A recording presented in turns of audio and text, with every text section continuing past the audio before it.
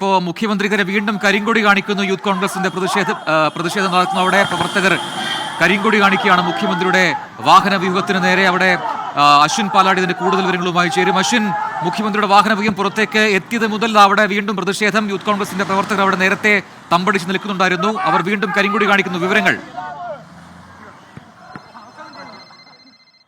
S Ashwin പാലാഴി അല്പസമയത്തിനകം വിവരങ്ങളുമായി ചേരും. നമ്മൾ ദൃശ്യങ്ങളിൽ കണ്ടതാണ്. വീണ്ടും മുഖ്യമന്ത്രിക്ക് നേരെ അവിടെ കരിങ്കൊടി കാണിക്കുന്നു യൂത്ത് കോൺഗ്രസിന്റെ പ്രവർത്തകർ. ഒരു വലിയ വാഹന വ്യൂഹം തന്നെ മുഖ്യമന്ത്രിക്കുണ്ട്. ആ വാഹന വ്യൂഹം പുറത്തേക്ക് എത്തിയത് മുതൽ അവിടെ കരിങ്കൊടി പ്രതിഷേധവുമായി യൂത്ത് കോൺഗ്രസിന്റെ പ്രവർത്തകർ എത്തുകയായിരുന്നു. ഇപ്പോൾ നമുക്ക് മനസ്സിലാക്കാൻ കഴിയുന്നത് അപകട സ്ഥലത്തേക്ക് മുഖ്യമന്ത്രി എത്തുമെന്നുള്ളതാണ്. അവിടെ അതിനുള്ള ക്രമീകരണങ്ങൾ നടത്തിയിട്ടുണ്ട്. അശ്വിൻ, അവിടെ പ്രതിഷേധം വീണ്ടും ഉണ്ടായി. ഇപ്പോൾ ആ വാഹന വ്യൂഹം അവിടെ കടന്നുപോയി അല്ലേ? വിവരങ്ങൾ?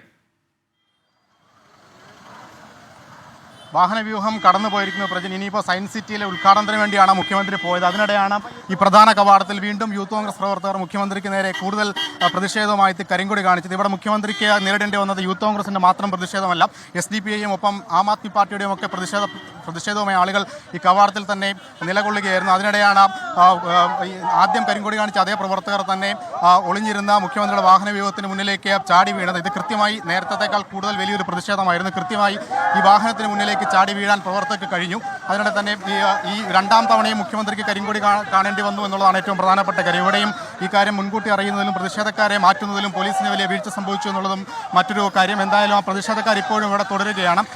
യൂത്ത് കോൺഗ്രസ് നേതാവ് രാഹുൽ മറിയപ്പള്ളി അടക്കമുള്ള ആളുകളാണ് രണ്ടാം തവണയും പ്രതിഷേധവുമായി കരിങ്കൊടിയുമായി മുഖ്യമന്ത്രിയുടെ വാഹനവ്യൂഹത്തിന് നേരെ ചാടി വീണിരിക്കുന്നത്. മുഖ്യമന്ത്രി പോയിരിക്കുന്നത് ഉഴവൂരിലേക്കാണ്. ഉഴവൂരിലുള്ള സയൻസ് സിറ്റിയുടെ ഉദ്ഘാടനത്തിന് വേണ്ടിയാണ്. വഴി നീളം മുഖ്യമന്ത്രിക്ക് പ്രതിഷേധം നേരിടേണ്ടി വരും എന്നുള്ള കാര്യത്തിൽ സംശയമില്ല.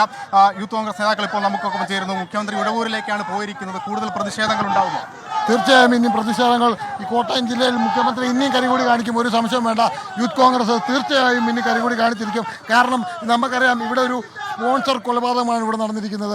ഇവിടെ കൃത്യമായി രക്ഷാപ്രവർത്തനം നടന്നിരുന്നെങ്കിൽ ആ വ്യക്തിയുടെ ജീവൻ രക്ഷിക്കാമെന്ന് തന്നെയാണ് നിങ്ങളിൽ നിന്നും ഞങ്ങൾക്ക് മനസ്സിലാക്കാൻ. ഇടങ്ങളിൽ അപ്പോൾ മുഖ്യമന്ത്രിക്കെതിരെ പ്രതിഷേധം ഉണ്ടാവും. തീർച്ചയായും പ്രതിഷേധം ഉണ്ടായിരിക്കും. ഇവിടെ മുഖ്യമന്ത്രിമാർ രണ്ടുപേരും ഇരിപ്പുണ്ട്. അവർ പുറത്തിറങ്ങാൻ യൂത്ത് കോൺഗ്രസ് അനുവദിക്കില്ല. എന്തായാലും അത്രത്തോളം വലിയ രൂക്ഷമായ പ്രതിഷേധം തന്നെയാണ് പ്രജനി ആശുപത്രിക്ക് മുന്നിൽ കോട്ടയം മെഡിക്കൽ കോളേജിന് കവാടത്തിലുള്ളത്.